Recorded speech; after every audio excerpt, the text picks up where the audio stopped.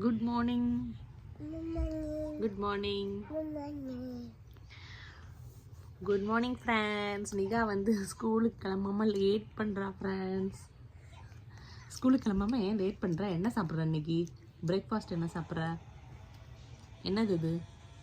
கொய்யாக்கா. அப்புறம் கொய்யாப்பழம். அப்புறம் ஆப்பிள். ஓகே, இது சாப்பிட்டு நெக்ஸ்ட் ஸ்கூலுக்கு போக போறியா? Okay bye. இரு நிகா, ஜனவரி பிப்ரவரி சொல்லுப்பா.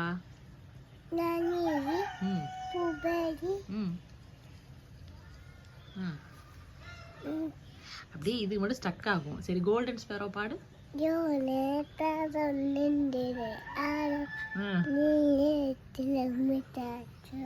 இது மட்டும் அப்படியே திக்காம வருது.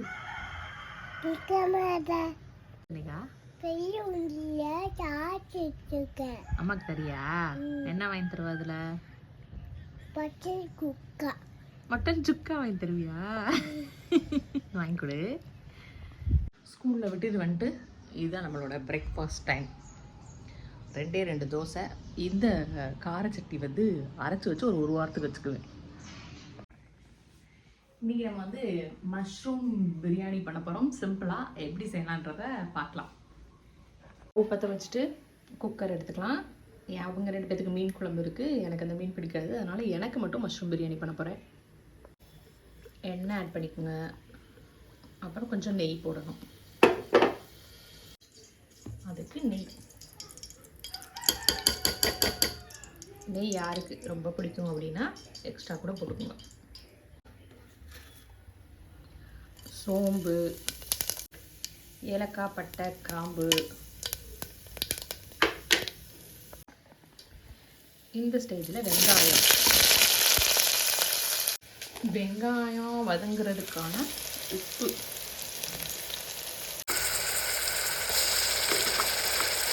இதெல்லாமே ரெடி பண்ணி வச்சிங்கன்னா ஒரு 20 நிமிஷத்தில் உங்களுக்கு எல்லாமே ரெடி ஆகிடும். காளான இந்த ஸ்டேஜில் ஆட் பண்ணிக்கலாம்.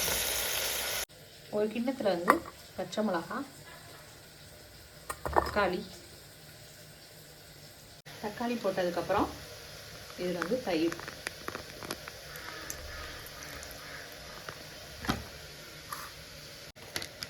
போட்டதுக்கப்புறம் மிளகாத்தூள்.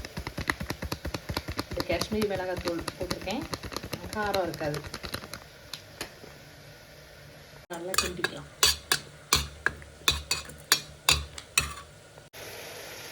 இந்த இதை வந்து அப்படியே இதை போட்டுருவோம். லைட்டாக கூட தண்ணி கலந்துக்கலாம். கொத்தமல்லி வந்து கம்மியாக போட்டுக்கணும். புதினா வந்து இதோட கொஞ்சம் அதிகமாக போட்டுக்கணும். புதினா போடலாம். புதினா ஒரு கை.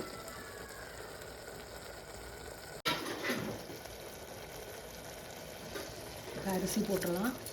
1/2 மணி நேரம் ஆயிடுச்சு ஊறி.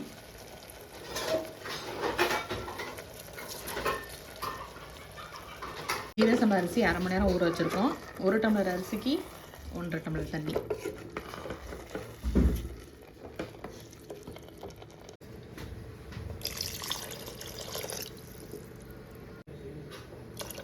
அவ்வளோதான். இப்போ வந்து உப்பு சரி பார்க்கணும். பார்த்துட்டேன். உப்பு கொஞ்சம் கரிக்கிற மாதிரி இருக்கணும், அப்போ தான் பிரியாணிக்கு நல்லாயிருக்கும்.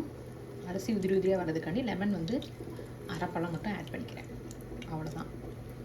லோ ஃப்ளேமில் 20 நிமிஷம் வைப்பேன். அப்போ தான் நல்லா வந்து உதிரி உதிரியாக வரும்.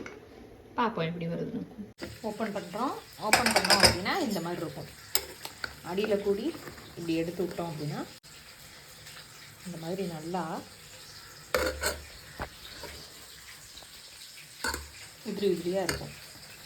நம்மளோட மஷ்ரூம் பிரியாணி ரெடி ஆயிடுச்சு.